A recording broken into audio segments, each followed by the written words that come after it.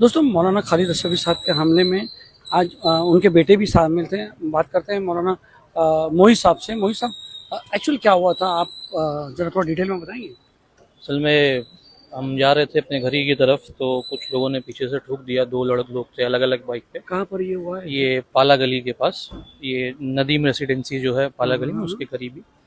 तो वहाँ पे हमने उनसे कहा कि भाई ब्रेक लगा लिया करिए, तो उसके बाद फिर उन्होंने गाली वाली देना शुरू किया।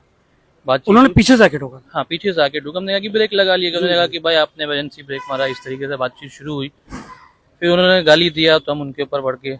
तो वो उन्होंने हमको फ़ोन लगा करके, माजिद करके जो है इधर खड़क के रहने वाले, उन्होंने बात किया कौन है तू, किधर है। मैंने सुना कि आपने वीडियो कॉल पे ऐसा कुछ बात। उन्होंने, सामने वालों ने फ़ोन किया था जिसने हाँ। पीछे से ठोका।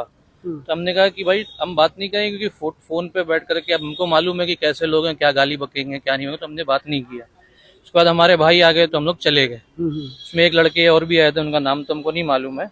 ये सब अकबर के और माजिद के, इनके सब बच्चे भतीजे इन्हीं लोगों के थे। फिर वहाँ से वालिद साहब को लेकर के जब हम चाचू के यहाँ जा रहे थे, मौलाना खालिद अशरफी जी साहब, जी हमारे वालिद साहब को, यानी ये होने के बाद जी होने के बाद आप लोग चले गए? वहाँ पे मामला खत्म हो गया। वहाँ से हम घर गए, वालिद साहब को लिया। वालिद साहब को लेने का जैसे हम दाऊद फजल के पास पहुंचे, तो वहाँ पूरा मजमा उनका पहले से ही जमा हुआ था कि यही लोग हैं यही लोग हैं। और लोग ने फौरन आगे आकर के डंडे से, बाम्बू से वालिद साहब की तरफ सीढ़ी से लेकर के उन्होंने वालिद साहब के ऊपर अटैक किया और मारना पीटी शुरू की। हमारे छोटे भाई की गाड़ी भी तोड़ दी उन्होंने, गिरा करके लात वात मारी इस तरीके से। कितने लोग थे? 10-12 के करीब होंगे लोग। हाथ में कुछ सामान वगैरह था? हाँ, एक बाम्बू, हम बताए ना बाम्बू था, जो लकड़े की कुर्सी होती है। ये भी जो चोट लगी है वो लकड़े की कुर्सी उन्होंने फेंक करके मारा है। जी। ये और सब कहाँ बाम्बू कहाँ से है। कुछ डॉक्टर बता रहे थे आपको फ्रैक्चर आया हुआ ये है? उंगली की में एक फ्रैक्चर हो गया है, ये 3 उंगली सूज गई है और यहाँ पे भी चोट लगी है। छोटे भाई के कमर पे चोट लगी है, उठने बैठने में थोड़ी तकलीफ हो गई हो। तो मजमा आ गया और तो लोगों ने रुका दिया, वरना तो मुझे लगता था कि लोग और भी रुकते नहीं थे। यहाँ तक कि वालिद साहब ये भी कह रहे थे कि मैं इमाम हूँ, मैं इमाम हूँ। तो उन्होंने गालियाँ देना शुरू किया कि होगा तू इमाम अपना, ये वो, हम तेरी माँ का, बहन का, इस तरीके से उन्होंने माज़अल्लाह गालियाँ भी दिया।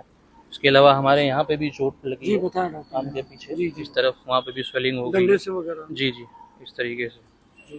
तो ये मामला था। उसके बाद फिर हम लोग वालिद साहब को लेकर के यहाँ से ज़करिया मस्जिद में आए। उसके बाद से फिर जैसा भी हुआ वो आपको क्या तो पता कहना ही है। चाहोगे आप आवाम से क्या कहना चाहोगे, आपके फॉलोअर से क्या कहना चाहोगे? अब इसमें मैं क्या ही कहूँगा। आज जो अवामुन नास की हालत है कि मुसलमान परेशान है। जब हमारे मुसलमान अपने इमामों की, सैयद ज़ादों की ही इज़्ज़त नहीं कर सकते हैं, फिर आकर के कहते हैं कि हम परेशान हाल हैं। जब आपको मस्जिदों की, इमामों की, सैयद ज़ादों की इज़्ज़त नहीं है, तो आप किस हिसाब से ये दुनिया से उम्मीद रखते हैं कि अल्लाह हमारे साथ बरकत करेगा, अल्लाह हमारे पर बरकतें नाजिल फरमाएगा। आपके खुद के अमाल दुरुस्त नहीं हो रहे हैं, आप किसी की इज़्ज़त नहीं कर रहे हैं। वालिद साहब मेरे कह रहे हैं कि मैं इमाम हूँ, मैं इमाम हूँ, सैयद ज़ादा हूँ। उसका भी उन लोग को एहतराम नहीं था। उसमें भी लोग कुर्सियाँ फेंक करके, लैडर, सीढ़ियाँ फेंक करके लोग ने मारना शुरू किया इस तरीके से। तो ये जब हमारी आवाम का हालत है, तो आवाम को खुद सोचना चाहिए कि आज जो माहौल हो रहा है, मुसलमान जो परेशान हाल है, तो ये ऐसी हरकतें ही हमारी हैं जिसकी वजह से आज हम परेशान हैं। तो अभी एडमिट करने को कहा है? जी, अभी हमको हमारे छोटे भाई को एडमिट करने के लिए कहा है। अब वो कितने दिन के लिए है वो तो हमने पूछा नहीं है। वालिद साहब तो अभी चले गए हैं। जी। जी जी चौकी में तो पुलिस ने कोऑपरेट किया आपको? जी, पुलिस ने तो पूरा कॉर्पोरेट डुंगरी किया। पुलिस जी ने? जी, डुंगरी पुलिस स्टेशन। मैं सलीम अंकल का भी बहुत दिल से आभारी हूँ कि उन्होंने भी पूरी हमारा सपोर्ट किया, इस बात को आवाम तक पहुँचाने की कोशिश की, ताकि आवाम ऐसे लोगों से भी अपनी दूरियां बना करके रखें। और मैं आवाम से भी गुजारिश करूंगा कि आप लोग इसमें बढ़ के कोई भी हिस्सा मत लें। जो कार्रवाई है वो पुलिस को ही करने दीजिए। जी, बहुत बहुत शुक्रिया।